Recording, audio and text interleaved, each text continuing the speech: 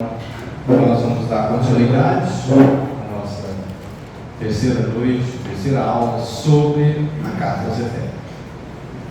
Lembrando então que nós refletimos até agora, no primeiro momento, isso sobre a importância da carta. Para quem está vindo a primeira vez, carta que não é de Paulo, não é para os Efésios, é para toda a Ásia, que tem toda uma temática de unidade dos cristãos que estavam dispersos na Ásia Menor.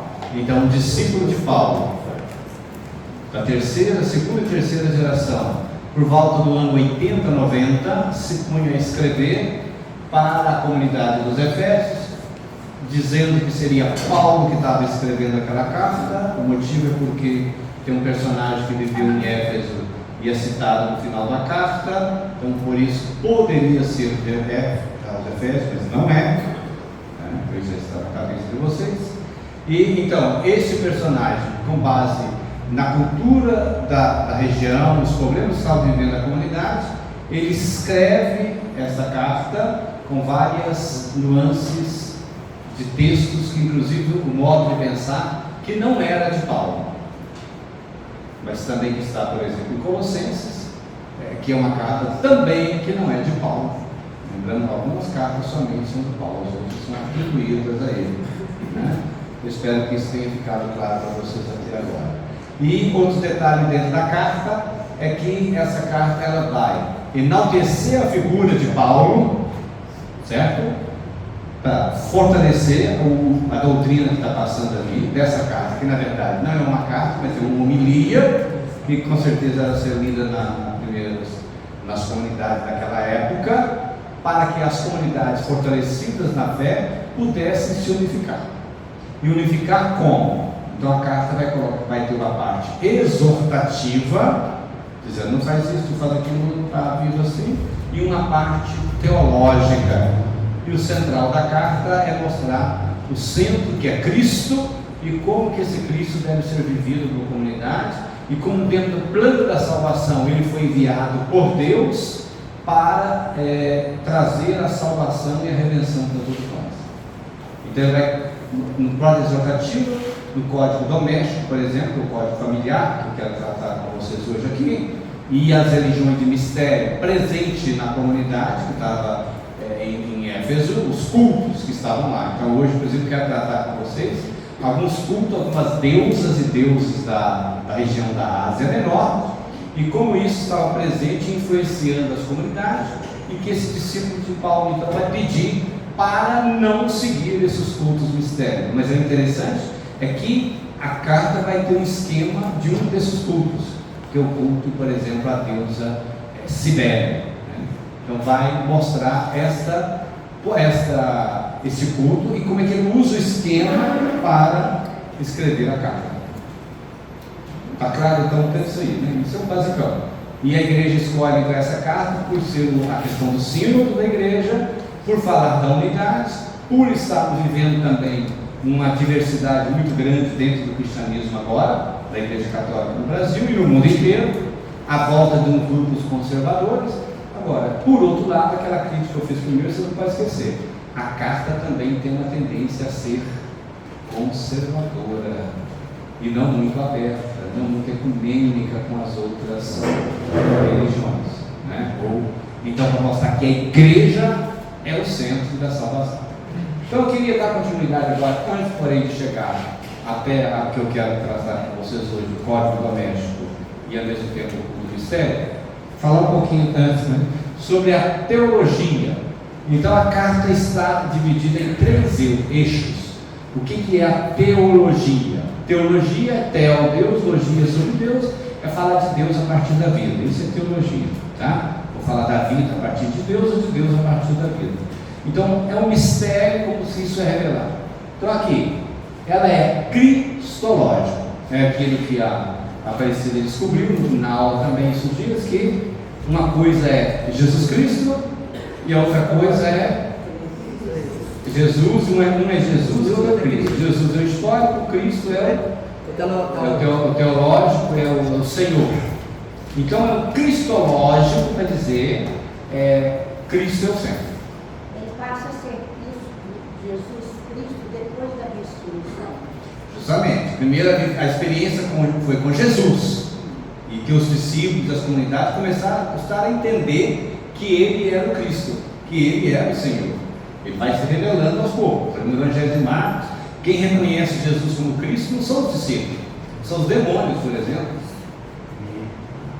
E nós sabemos quem tu é o Santo de Deus, não sei o que, não sei o que. Mas os apóstolos das comunidades vão descobrindo de novo, algo. E depois, quando se escreve os textos, se vem essa ideia de dizer Ele é o Cristo. Então, senhorio de Cristo ressuscitado. A carta vai dizer isso. Espero que você já tenha lido a carta em casa, não já? Se não ler, leiam toda ela, rapidíssimo. Ele tem autoridade sobre todo o universo. Sobre todo o universo. Ele é o mistério, é o segredo inacessível de Deus ao ser humano e revelado por meio de Jesus Cristo. Então, quando a carta vai falar desse mistério que aparece várias vezes aqui, por isso eu falo os cultos, por isso eu usei a expressão cultos mistéricos, eu vou voltar a isso aqui depois, mas a carta vai usar a palavra mistério várias vezes, né? Vós estavas mortos no pecado, mas Deus revelou Jesus Cristo, a reconciliação. Por isso também, tendo ouvido a respeito de vossa lei do Senhor, Jesus, o vosso amor para com todos, não cesse de dar graças a Deus a vosso respeito, para que o Deus e Senhor de Jesus Cristo, o Pai da glória, por ter o Espírito de sabedoria. Então há uma tentativa de mostrar isso. Então Deus revela este mistério eclesiológico. Quando a gente fala a palavra eclesia, significa o quê? Igreja, todo mundo já sabe isso. Então a igreja é universal, não universal do reino de Deus, né? Mas é universal. Você sabe que essa palavra que o Edu Macedo pegou é a tradução de qual palavra? Universal. Não, Católica. a palavra católica do grego vai dizer universal. Então ele foi esperto, ele chamou a igreja dele de universal. Até os bispos, tem bispo também. A igreja universal. Mas na verdade é a igreja católica. Então a igreja, nessa visão também, é universal, única e corpo de Cristo. A carta é essências, única. E aquilo que eu falei com vocês também, que isso depois, lá pelo ano 100 e pouco, com Santo Irineu, foi muito forte. Irineu vai dizer que fora da igreja não há salvação. Eu fiz um estudo, depois se vocês tiverem interesse, nesse livro aqui, Apócrifos Aberrantes, Cristianismos Complementares e Alternativos, Poder e Heresia. Quando eu escrevi esse livro aqui, porque eu queria demonstrar que você tem uma literatura canônica, uma literatura apócrifa, e que os primeiros séculos foi toda uma disputa de poder e heresia. E aqui eu faço sempre uma coluna aqui dentro na história, mostrando toda esta visão. O que é o texto canônico, o que é o texto apócrifo e como que isso foi desenvolvendo. Então está a visão da igreja no primeiro século, no segundo século. Inclusive fiz até umas colunas bem bonitinhas assim, bem didáticas. Um livro que eu recomendo muito se quiser entender o cristianismo de cada século. O que aconteceu historicamente, qual que era a literatura canônica, qual que era a literatura apócrifa e qual a... Mas isso para dizer então, ela é a única, fora da igreja não há salvação. E lembra que essa ideia ficou muito presente na igreja por muito tempo, né? A igreja rejeitou muitas outras igrejas, muitas outras divisões, quer dizer, quem não está dentro da igreja católica não está na barca da igreja, está fora, não tem salvação. Então, morada de Deus em construção num templo, num corpo. Morada de Deus em construção num corpo. A igreja é templo de Deus. Ela é um novo ser humano e uma nova humanidade. Isso aqui é muito interessante, que aparece dentro do livro da carta aos Efésios.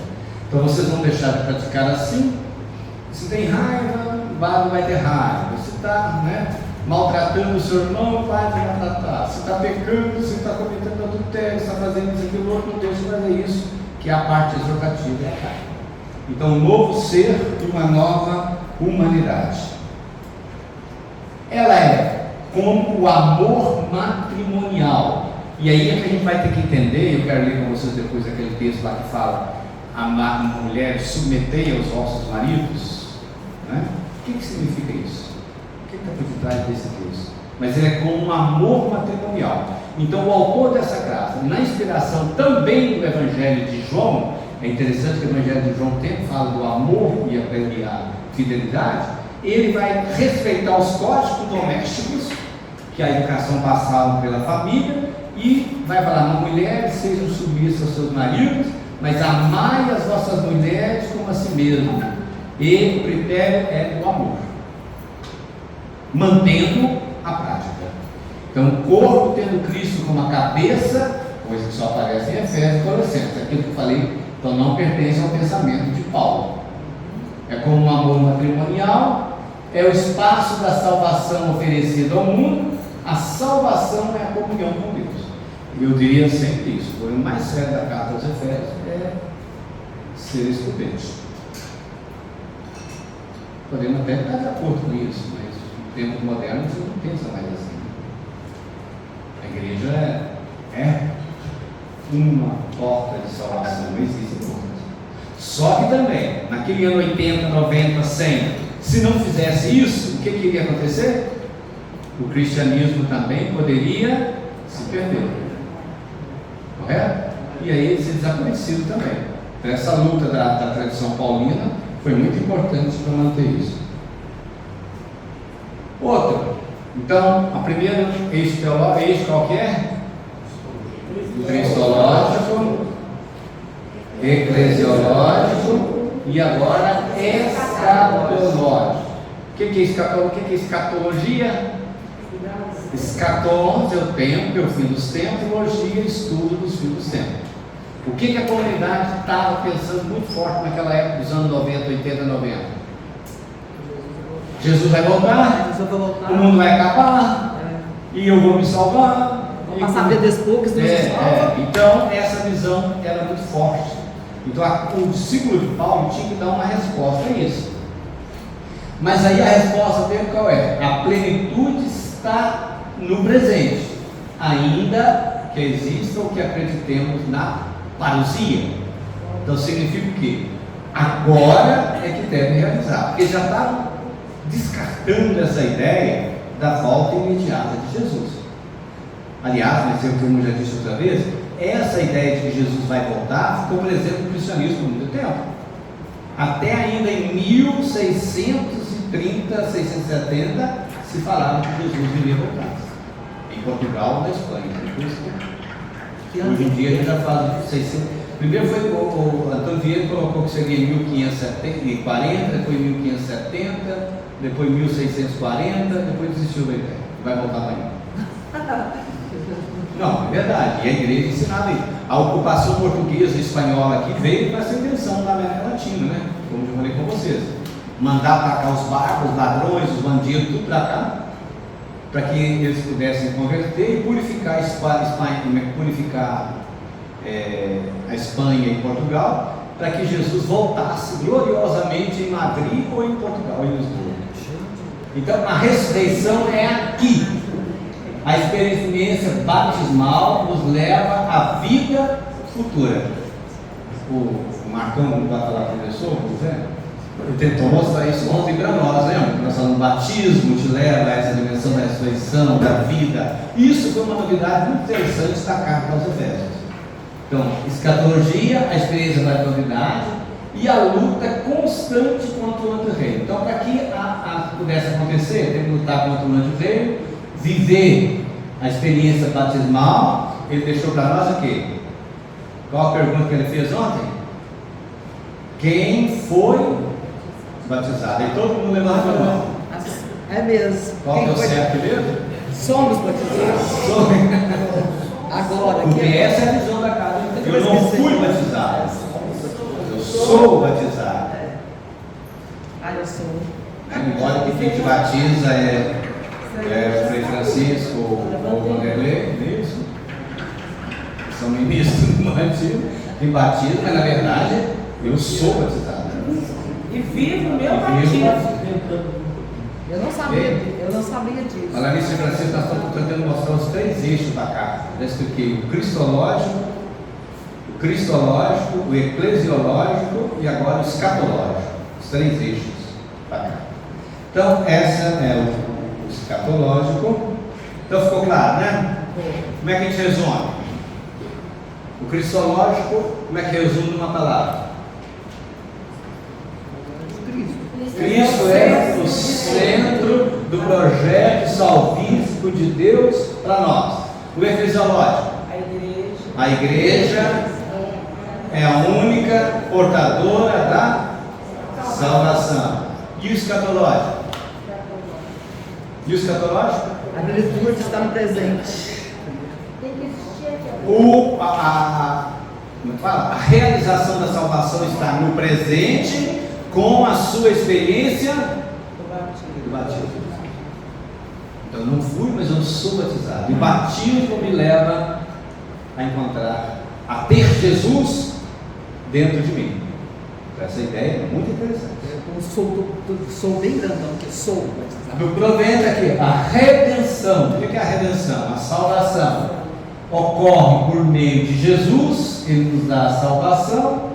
A reconciliação vem por iniciativa de Deus e deve-se abolir a lei por causa de Jesus Cristo, a lei judaica. Aí eu me pergunto, isso é de Paulo? Nunca foi, porque Paulo é um judeu fariseu convicto e ele acreditava piamente na lei judaica, só que ele fez uma reinterpretação da lei, mas ele não pediu para abolir a lei, ele nem podia pedir isso, porque ele era fariseu, certo? Então, abolir a lei, reconciliação a Deus que nos dá, e a redenção ocorre por meio de Jesus.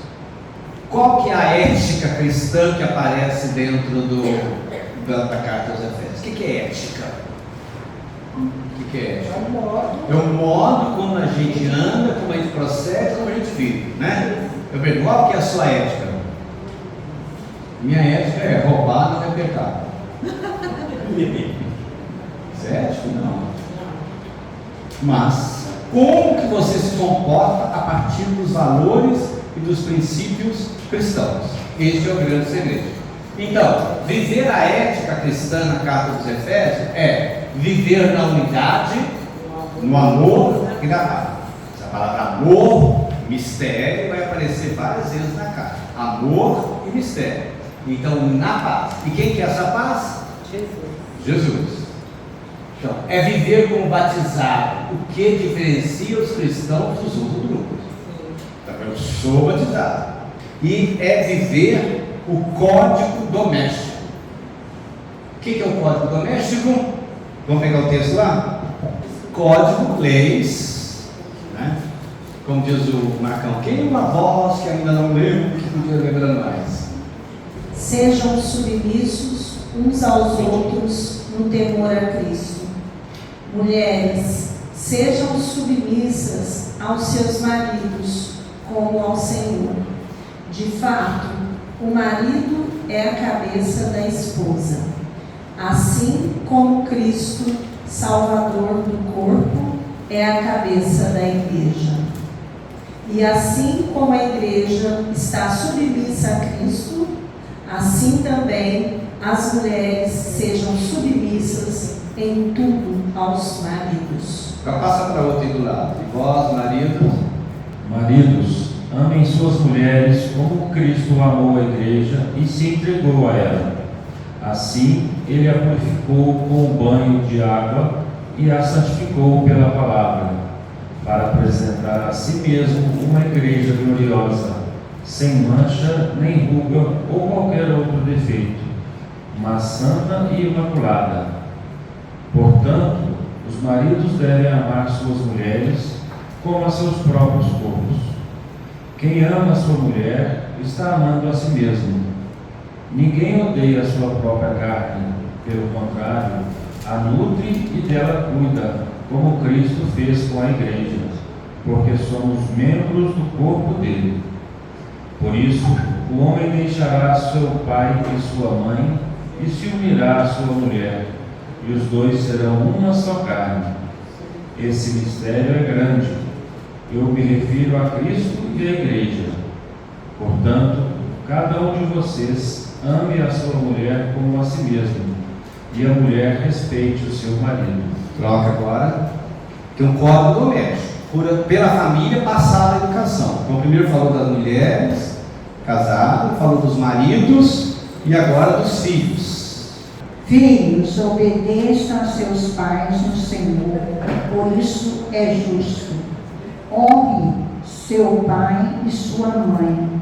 E o primeiro mandamento é o primeiro mandamento e vem acompanhado de uma promessa para que você seja feliz e tenha vida longa sobre a terra.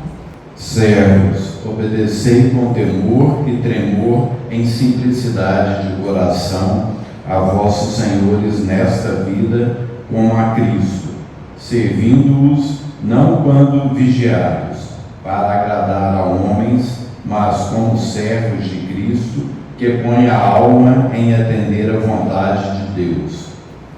Tende boa vontade em servi-los como ao Senhor, e não como a homens, sabendo que todo aquele que fizer o bem, receberá o bem do Senhor.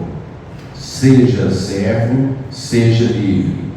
E vós, senhores, fazei o mesmo para com eles, sem ameaças, sabendo que o Senhor deles e o vosso está nos céus, e que Ele não faz acepção de pessoas. O que ficou claro aí para vocês? Considerações? O que chama a atenção em vocês aí? Qual a palavra que chama a atenção? Seus pés. Então o tempo todo falou o quê? Sede obediente. Imitar Deus e Jesus Cristo, ter como fez da luz. Também o versículo 25, né? Ah. Amem as suas esposas como Cristo amou a igreja. E o amor dele, né, é incondicional. Né? Ok? E pessoal de casa, olha só. A gente já voltou aqui. A gente tinha lido o texto aqui do Código Doméstico. Agora estou ressaltando alguns pontos junto com ele desse Código Doméstico. Que, primeiro, a educação passava pela família. Então é por isso que ele falou: marido, mulher, filhos e servos. Então aqui, submetei-vos uns aos outros no temor de Cristo. Sejam sujeitas. Olha como aparece a palavra várias vezes: amai vossas mulheres, amai, os maridos devem amar. Ele fala por possibilidade dos filhos também serem, cumprir a disciplina, e os servos obedecerem com temor. Eu gostaria de passar para vocês aqui agora no temor de Cristo. A carta aos Efésios exorta a mulher a aceitar a submissão a seu marido, o que provoca a estranheza e até revolta em algumas pessoas. É bom discutir e esclarecer a ordem doméstica ou a ordem familiar que estabelecia a relação de submissão naquele tempo. Chile, como vocês trabalham com este tipo de textos bíblicos que reforçam as desigualdades? Sabemos que a Bíblia não cai do céu, olha aqui, mas nasceu na história e diferentes contextos sociais. A carta aos Efésios não poderia ser diferente. Ela reflete a vida cotidiana das pessoas da cidade da Ásia Menor, do fim do primeiro século. Ela estava inserida em um mundo patriarcal, machista e escravagista. Aristóteles, um dos filósofos mais influentes da antiguidade, afirma: a relação de homem para mulher é, por natureza, uma relação de superior para inferior e de governante para governado. Portanto, as mulheres são mais compassivas e prontas a chorar, mais invejosas e mais sentimentais e mais contenciosas. Os escritos dele eram bem conhecidos, aplicados naquela sociedade, legitimando a autoridade do homem sobre a mulher. a mulher devia aceitar a submissão a seu marido. Assim é preciso conhecer a realidade onde nasceu a carta aos Efésios, para não cair na leitura ao pé da letra e não reproduzir a dominação do homem sobre a mulher. Maria Antônia, explica um pouco essa realidade, como funcionava a casa, a família e a relação entre o marido e a esposa nas cidades da Ásia Menor, do tempo da carta aos Efésios, e o significado do texto sobre a ordem familiar de submissão. Vamos começar com a atividade da cidade, que estava centrada na casa, conhecida como a unidade de produção. Era a empresa particular das famílias, que era o lugar de trabalho e de residência das pessoas. O esposo, o pai, dono, patrão, a esposa, os filhos, os libertos e os escravos. O pai, patrão, devia controlar e governar todos os moradores que faziam parte daquela empresa familiar. Todos eles eram subordinados ao pai.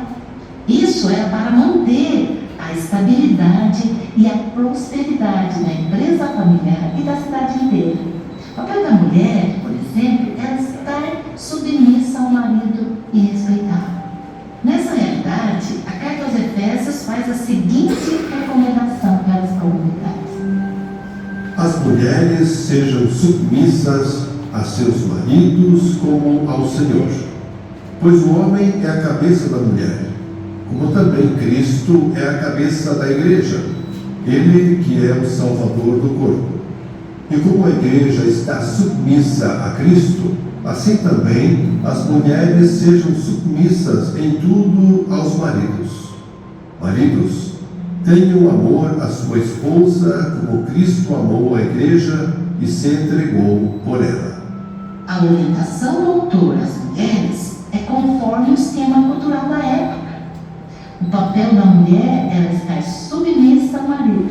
Para que a comunidade sobrevivesse, era importante que os membros seguissem a ordem estabelecida pelo velho. Mas o autor da carta faz uma proposta diferente.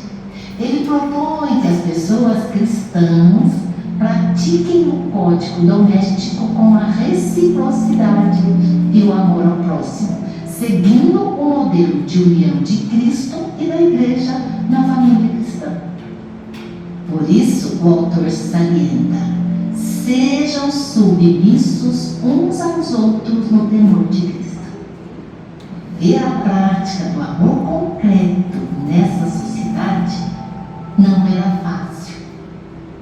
E é provável que isso tenha gerado muitos conflitos, como acontece até os nossos dias.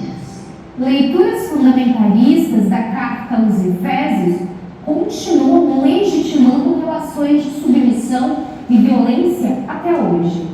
Luiz, comente essa realidade. A luta das mulheres continua até hoje.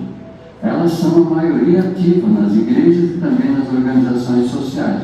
Porém, a sua participação nas instâncias de poder, de decisão, ainda é muito dificultada. E a remuneração dessas mulheres é sempre menos do que os homens que fazem as mesmas funções.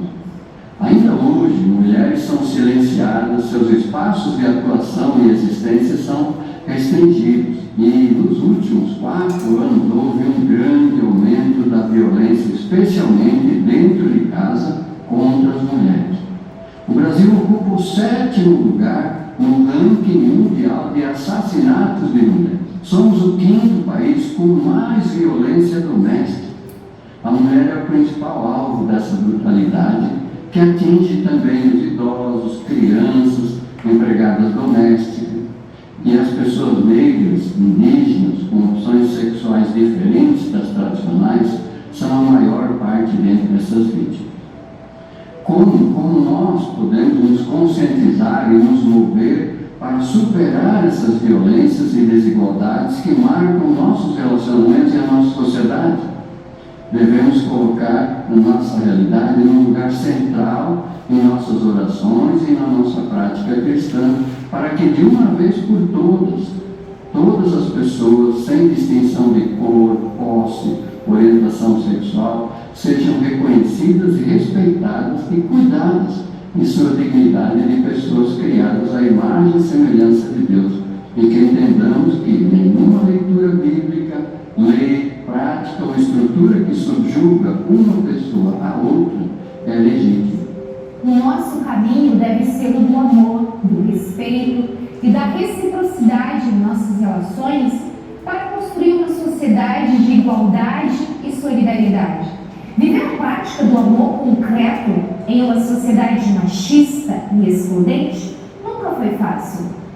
Mas as mulheres e os homens devem caminhar juntos. Na vivência cristã, como deve ser o relacionamento entre o casal? Como podemos, no contexto da igreja e da sociedade de hoje, ser fiéis à boa nova da igualdade anunciada e vivida por Jesus de Nazaré?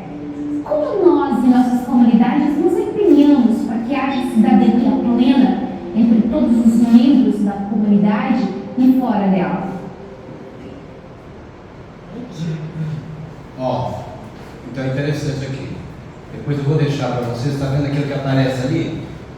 Depois no vídeo vocês vão ver 5 aulas sobre Carta aos Efésios, que eu sugiro a vocês a assistirem em casa depois todas elas, que vai ajudar vocês a compreender toda essa situação. A gente pode dizer que nessa época as pessoas da Carta dos Efésios, eles confirmavam aquilo que estava na estrutura social e política da época? Isso! Confirmavam? Isso, Damasceno, entendeu direitinho. A questão toda é essa. A carta, ela representa a sociedade da época. Dentro da sociedade da época, o autor vai propor essa relação nova com Deus desse modo. E vai respeitar isso. Mas aí vem o que a senhora falou ali, né? Como é que eu não sei? Dona Ilma falou. Como que pode uma sociedade aceitar essa submissão e aceitar que era possível isso? Foi assim, lembrando também que o Brasil foi o último país a abolir a escravidão no mundo. Aboliu em 1888, mas até hoje, se você entrar na periferia do país, você encontra muitas pessoas trabalhando em situação análoga à escravidão. Então, é uma vergonha. A gente tem que lamentar, né, que isso é escrito aqui, ó, escravos, obedecer vossos senhores desse mundo como o próprio Cristo. O escritor que escreveu essa carta endossou a escravidão, achou que deveria ter cidadão de segunda categoria. Então, nós devemos lamentar muito que existiram e ainda existam pessoas tidas como segunda categoria. A Europa hoje faz isso, né? Quando afunda navios que vêm daqueles países em guerra, destruídos pelo. E Minas Gerais está em primeiro lugar. Então, a gente tem que lamentar muito, gente, que existiu e ainda existe pessoas de segunda categoria na nossa sociedade. Nós, como cristãos, que devemos buscar as palavras de Cristo e ver as palavras de Cristo na nossa vida. Lamentável. Vergonhoso.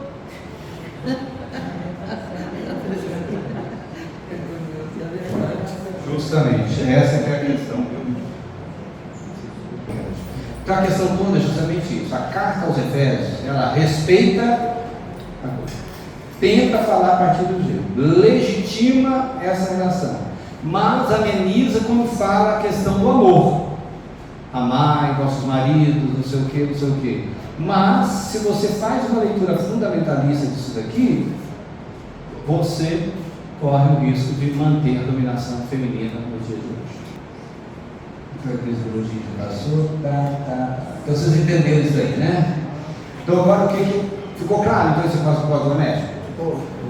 É o amor, respeito, mas acrescenta algo de novo, mas pode ainda, na leitura fundamentalista, fazer isso aqui.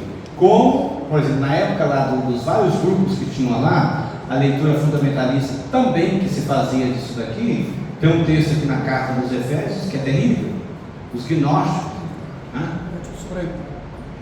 Os gnósticos fibionitas, eles utilizaram um texto aqui violentamente, de uma forma muito equivocada, para justificar a ação deles.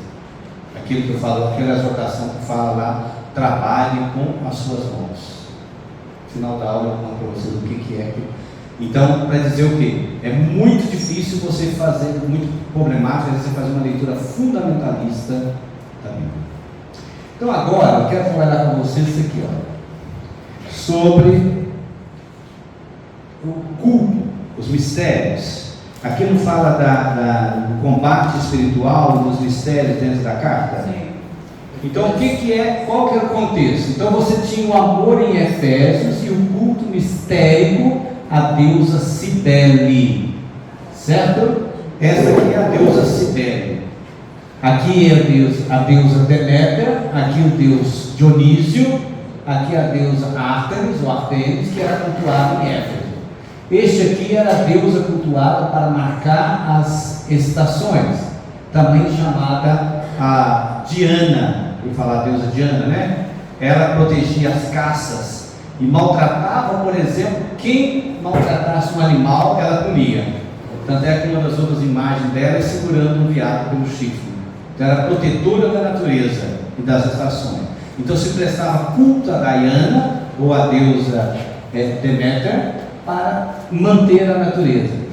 Dionísio era esse deus romano, que também tinha o culto dele lá, era ou também chamado deus Baco. Vocês conhecem a palavra, conhecem a palavra bacanal? Vem do deus Baco. E o que é um bacanal? Bacanal é essa coisa, orgias sexuais regada a vinho. Então os romanos faziam isso e cultuavam para isso o deus do vinho, chamado deus Baco, bacanal. Depois tinha aqui Dionísio, a deusa Artemis. Em Éfeso eles conheciam todos eles, mas essas duas deusas aqui, ó, a Artemis, que era cheia de peitos, e a Cibele, eram muito cultuadas em Éfeso.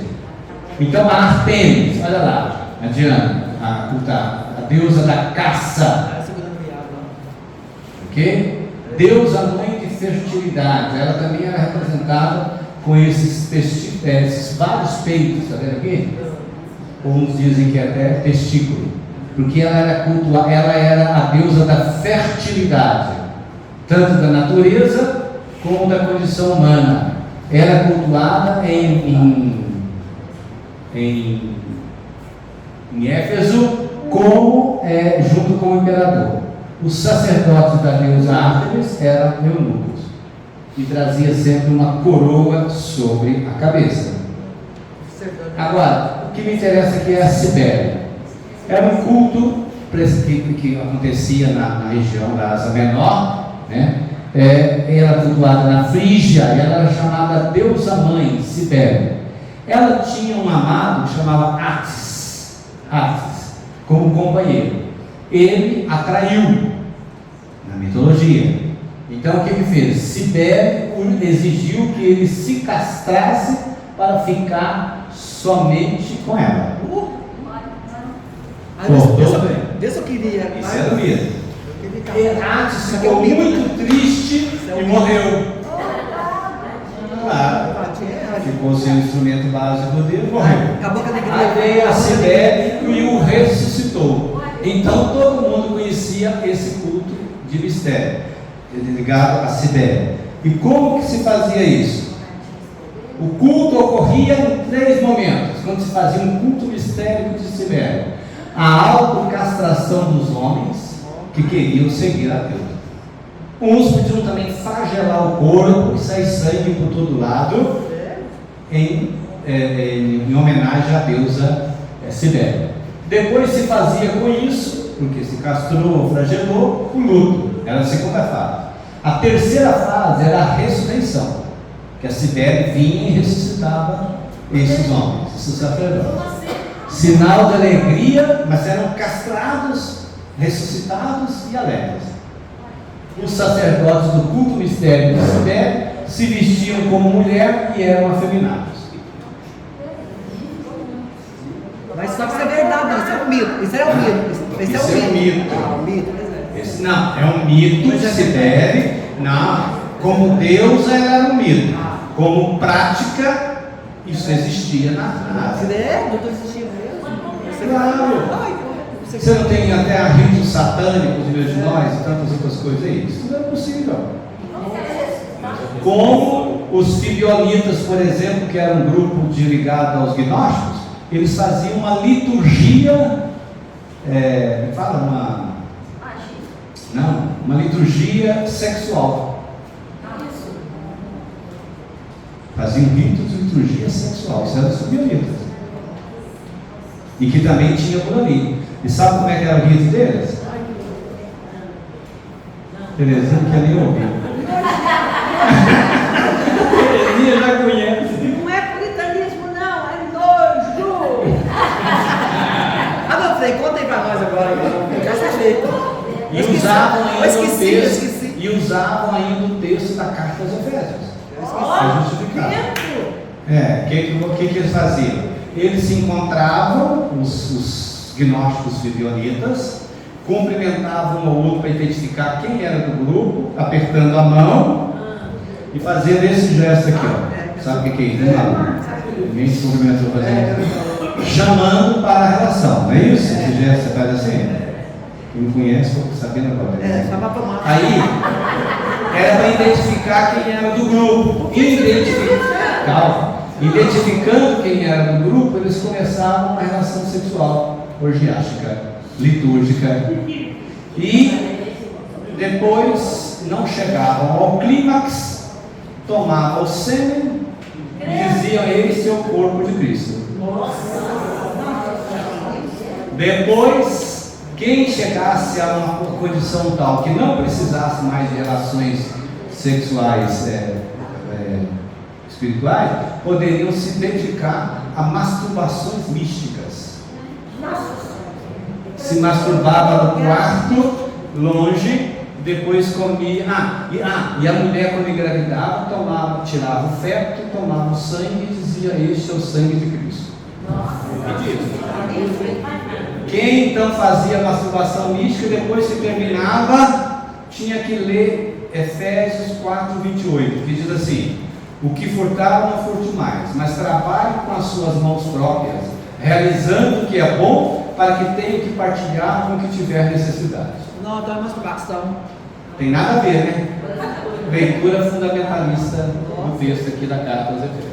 Pois bem, eu quero só entender vocês que existiam isso tudo na Ásia, e como o cristianismo chega lá, e como o discípulo de Paulo vai mostrar o amor de Cristo, a relação com a igreja, e fazer tudo isso diferenciado. Então, autoconsideração, culto e ressurreição. O que isso tem a ver com a carta aos Efésios? Vocês conseguem identificar? Como é que o autor usou isso daqui para escrever a carta dos Efésios e fazer levar quem cultuava a Cibele a cultuar Cristo? Não. Consegue perceber, não? Vou mostrar para vocês. A castração consiste no cortar algo. O que diz o texto da carta aos Efésios? Vós estavais mortos em vossos delitos e pecados. Neles vivias outrora conforme a índole do mundo, conforme o príncipe do poder do ar, o espírito que agora opera nos filhos. Com ele também nós andávamos outrora no desejo de nossa carne, satisfazendo a vontade da carne os impulsos, e éramos por natureza como os demais, filhos da ira, mas Deus rico em misericórdia, com grande amor os amou. Então o autor vai explicando e falando: vocês têm que cortar muitas coisas, até lá o capítulo 3:21, nas ações de vocês. E eles entendiam isso porque os sacerdotes cortavam no corpo ou na genitália. O luto era a nova pessoa, com a consciência do que cortava. Então você vai entender a partir do capítulo 4 Exorto-vos, pois eu, prisioneiro do Senhor, a andares de modo digno da vocação, e que fossem chamados com toda a humildade e mansidão, com longanimidade, suportando-vos uns aos outros, procurando conservar na unidade o espírito pelo vínculo da paz. Há um só corpo. Então ele vai falando isso aqui, olha. Somos uma nova pessoa. Consciência do que cortar. Entendeu a jogada? Como é que está aqui? Então você vai ter que abandona aquilo, toma consciência e torna uma nova pessoa. É o luto. Da fase do luto, na carta, você se torna prisioneiro do Senhor. No culto a Cibele, eu se tornava o quê? Prisioneiro dela. Como é que é o culto? Como é que era o mito? Ela tinha um namorado, o Adson casou com ela, o marido traiu, ela mandou ele castrou, ele morreu, não sei o quê. E a castração é para dizer: você é somente o meu homem, não é de ninguém. Esse é o esquema mental. Você vê que até hoje tem isso, né? A mulher traiu, mata. Tem muito crime passional, tem isso. E muitas Cibeles, os Cibelos vivos por aí. Se for castar os homens do Brasil, não tem nenhum, só nenhum. A fase da ressurreição, na carta aos Efésios, esse 6:10. Finalmente, fortalecei o Senhor e na força do seu poder, revestido de uma armadura nova de Deus, para poder resistir às insídias do diabo, pois o nosso combate não é contra o sangue, nem contra a carne, mas contra os principados, contra a autoridade, contra os dominadores deste mundo, contra os espíritos maus, que o povo é o combate espiritual. Então aí no combate espiritual é a fase da ressurreição. Eu colocar-se de pé, deixar de ser morto. Com isso nos tornamos prisioneiros do mistério do Evangelho. Eu termino a cara. Nós somos prisioneiros do Evangelho. Não sei se vocês conseguiram perceber o que eu estou querendo dizer. A sutileza. Até chegar aí, né? Ele elaborou o texto considerando a autocastração, o luto e a ressurreição. Eu, Paulo, deixei tudo, larguei o judaísmo, me tornei escravo de Cristo, Cristo que me liga a minha vida à vida, né? Eu sofri na pele, ele fala isso, eu sofri na pele, tudo isso, sofri perseguição por causa disso, mas em Cristo eu sou ressuscitado para ser nascer dentro de mim uma nova humanidade, umas novas relações.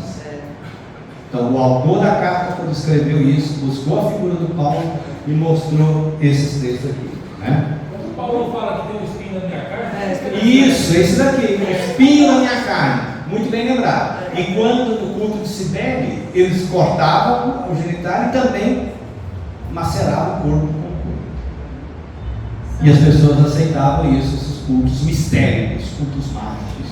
Desde o mundo antigo era muito isso, porque o medo do sagrado, o sagrado estava na natureza, e a natureza, você tinha que viver conforme a natureza, senão você poderia morrer. Está dentro de quando ele diz: o que eu quero eu não faço. Isso. Não faço. O mistério de Cibele e o mistério de Paulo. Mistério aparece, a palavra mistério. Eu gritei tudo quanto eu grito mistério. Bendito seja o Deus, nosso Senhor, que nos abençoou com toda a sorte de bênção, e nele nos escolheu, e assim por diante. Mistério. Para, né? Eu li errado aqui. 3:3, cadê? Paulo, capítulo 3. Ministro do mistério de Cristo. Por uma revelação me foi dada a conhecer o mistério como atrás vos expus sumariamente. Está vendo? Lendo-me podeis compreender a percepção que eu tenho do mistério de Cristo. Está aí dizendo? Depois do 9, o que está escrito?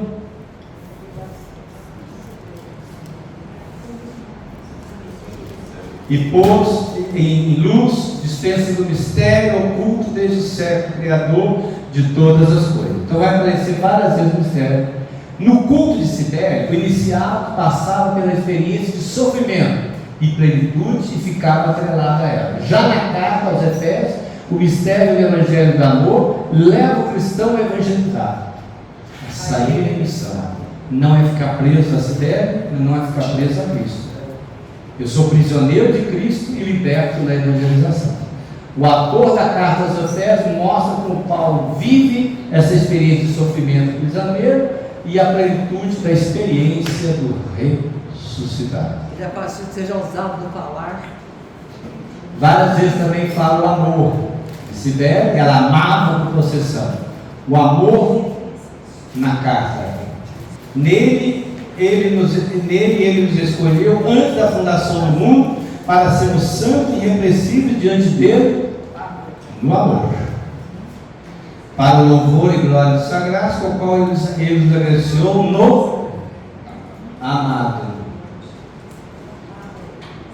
Por isso também eu, tendo ouvido a resposta do fé do Senhor e do vosso amor para com todos os santos. E aí vai, é muitas vezes que a palavra amor.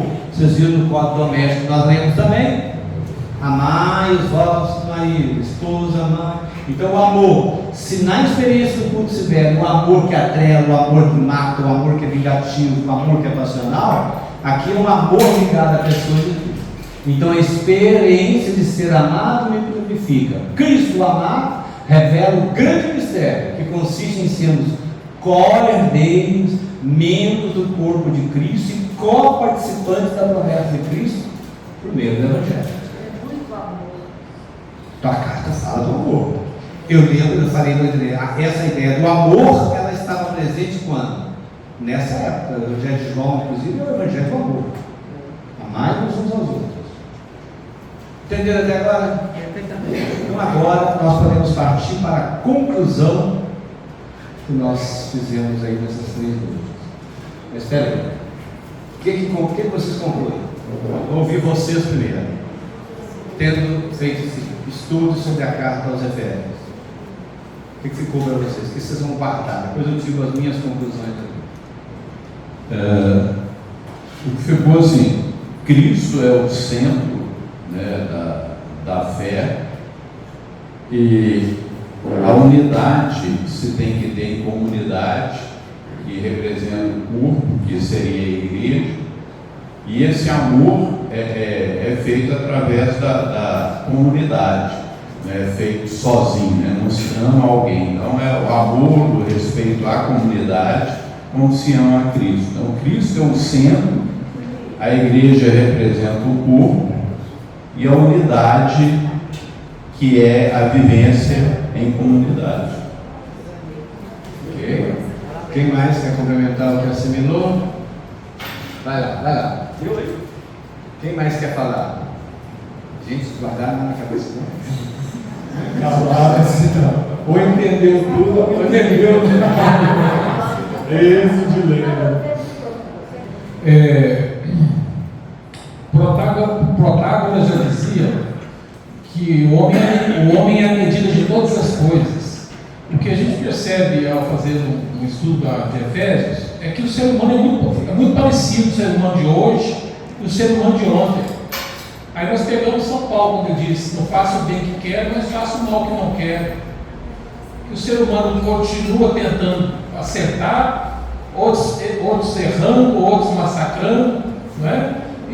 A sociedade é muito parecida, apesar de ter passado 2.000 anos se passaram, mas naquela época tinha gente martirizando pessoas, tinha pessoas buscando a Deus, tinham pessoas tentando converter outras pessoas. Então parece que a sociedade, o tempo vem passando, mas o ser humano é muito parecido, né, em relação à questão do ódio, do amor, igual nós falamos ontem, né? Amar-vos aos outros, suportar-vos uns aos outros. Tudo. Em todos os tempos aconteceram pessoas tentando amar, pessoas tentando destruir, pessoas tentando se salvar, pessoas. Então, essa fica a reflexão, sabe? Mas o bom é que sempre tem um grupo de pessoas, não vou dizer pessoas melhores, uma sociedade diferente, mais humanizada, onde mais pessoas se encaixem num mundo melhor. Eu acho que é mais ou menos por aí, que a sociedade é muito parecida. Então, o que nós podemos concluir com isso aí? De fato, eu acho que essa colocação que você fez é muito importante. O ser humano é igual em todos os tempos. E há sempre uma tentativa de busca de aprimorar.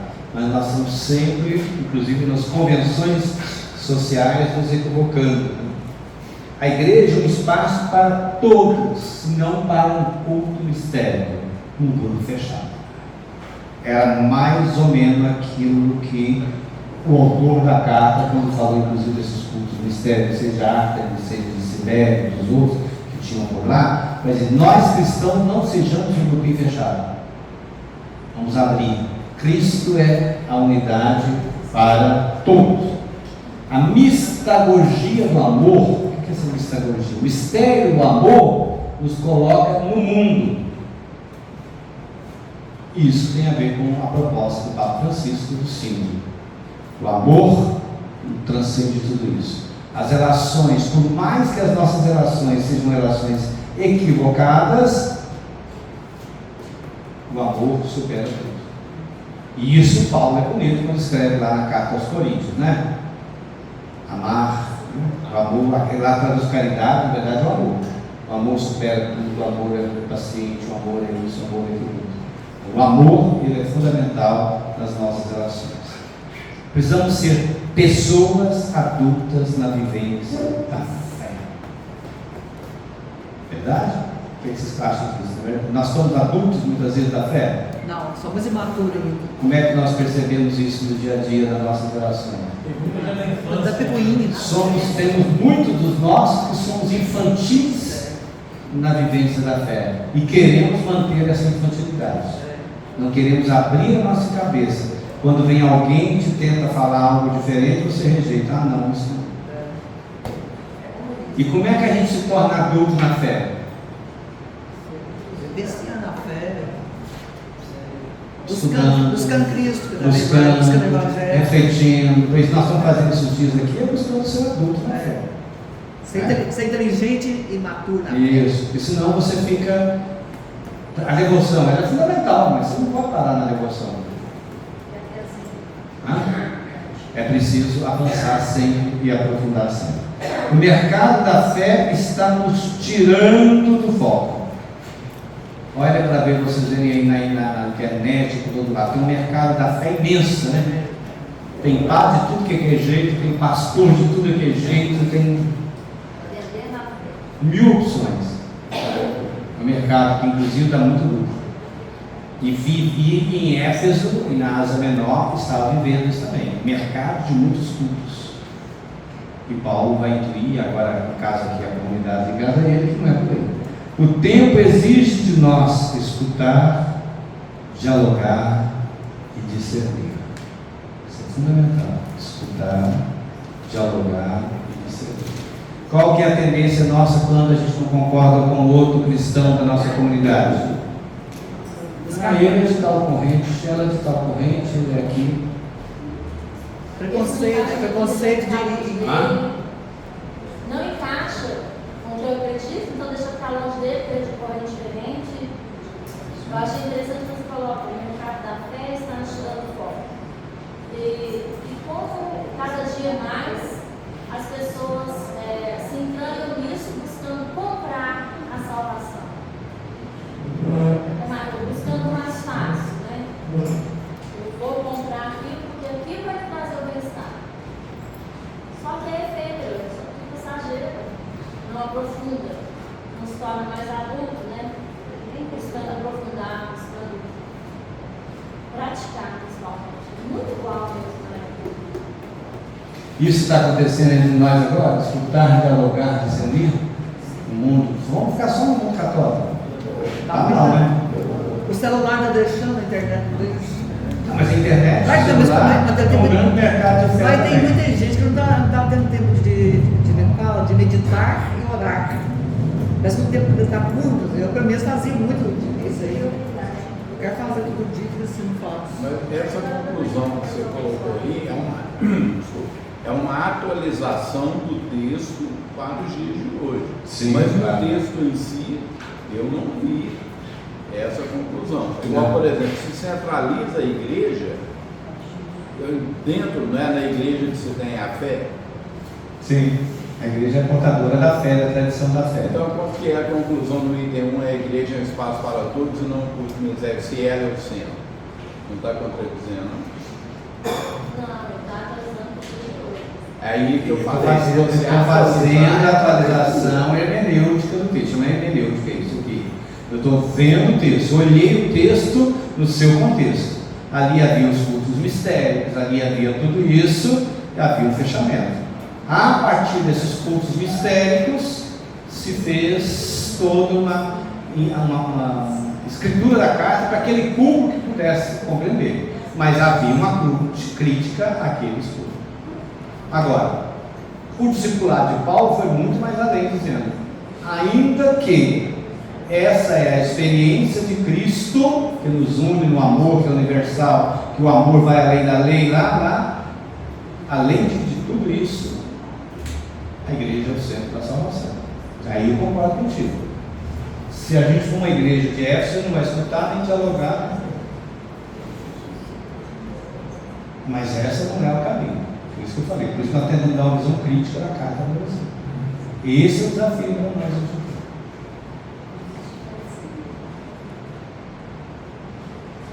Paciência com a fé do outro.